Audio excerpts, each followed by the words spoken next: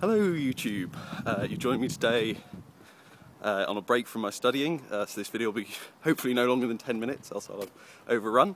It's a response to Princess Anarchy, who's now calling herself in Bohemia. Yeah, if you weren't aware of the switch, go check her out, I'll link below. And it's a few things in her video, what are you giving up for Lent? So I'm giving up smoking for Lent. Not for Lent actually, but because I've moved home and yeah, smoking's not good, I shouldn't, and yeah, I'm not going to do it while I'm living with my parents. And the other issue really was she talked quite a bit about clothes and fashion, and she rather embarrassed admitted that she bought something from Primark. And I don't want to get into whether or not you should buy things from Primark, the politics of it, whether or not you can trust bigger brands not to also use dodgy labour, all the politics and ethics of sweatshops. Other people have covered that more in depth, better than me. Go check them out and find out and make your own mind up. But she used the excuse that she has no money, she's living on loans, and that was why she bought from Primark. So she obviously feels that she shouldn't, and she feels bad for doing so. Well, if you feel bad for doing it, you shouldn't do it. And having no money isn't a reason to do something that you don't like. It's like saying I buy factory farmed food because I'm poor and I can't afford meat otherwise, then eat less meat. I've done that. I've gone without meat for quite a while because I couldn't afford good meat. And that was a personal choice. I'm not going to say you should or shouldn't do anything. It's up to you. I'm not going to, well, I will judge you, but I'm not going to disparage you for it. And Princess Anarchy, don't think for buying Primark I think you're some horrible evil person. But if you don't like buying Primark, you shouldn't do it. And you'll feel a lot happier for not doing something like that. And if you really want new clothes, second-hand shops are a great buy.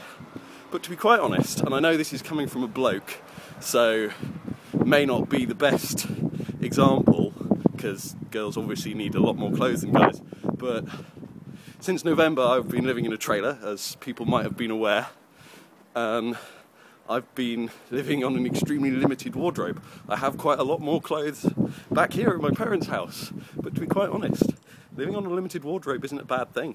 Yeah, again, coming from a guy's perspective, it just didn't make any change, it just meant I had less t-shirts to grab from the pile. But Princess Anarchy has switched over to an orange period almost. She's decided to start wearing loads of orange, which is fair enough. I'm a fan of redheads, but yeah, it's not essential. You don't need to change clothes, and if you do, you can do it in cheaper ways, or ways as cheap as Primark without going to Primark, if that's what you feel bad about. I'm quite an advocate of a limited wardrobe, but again, a guy, different perspective. But I've found it's quite useful. I got by on 4 or 5 shirts, 4 or 5 t-shirts, enough underwear to last me between laundry loads, and 3 pairs of trousers. And that was quite a big wardrobe really for what I could have got by with. Admittedly, I also need a suit and stuff and other stuff, and my army uniform and stuff, all those back at home which I needed, but you don't need that much of a wardrobe, and you can buy it slowly over time in general. So maybe I'm just coming at this from a guy's perspective. My point is, if you don't like doing something, don't do it. Don't use an excuse to yourself to justify it. Either it should be something that you feel comfortable with, or you should find a way not to do it. So moving on to other things, one last thing I wanted to drop a note on was Lent is a Christian thing, but really, I think the concept of giving stuff up for Lent, of carnival, of no more meat, especially for Lent, is an agricultural practical measure rather than a religious thing. And the religion is one of the taboos that is used to do it, the same as preserving hunting grounds in traditional cultures is often a spiritual thing as well, even though it's also a sound environmental preserving your game stocks. And carnival is because this time of year all your stocks of stuff you've stored up over the winter starting to run out. You've got no more meat, and you really shouldn't slaughter any animals right now because you're not going to get as much meat off them as you would if you slaughter in the autumn. And so you give up all your nice things, all your good stuff, to make sure that you don't use up what you need for the rest of the year.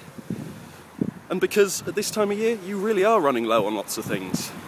Fats, for example, which is one of the things you give up on for Lent, and which is why you use up the last of them over Easter, over Pancake Day, sorry, are usually animal derived, traditionally, and so if you're not slaughtering animals, you will have run out. So yeah, that's just a little thing I wanted to throw out there, and looks like I've made it under time. I've had a nice walk and I've rambled at the YouTubes for a while. Thanks very much, YouTube. Bye.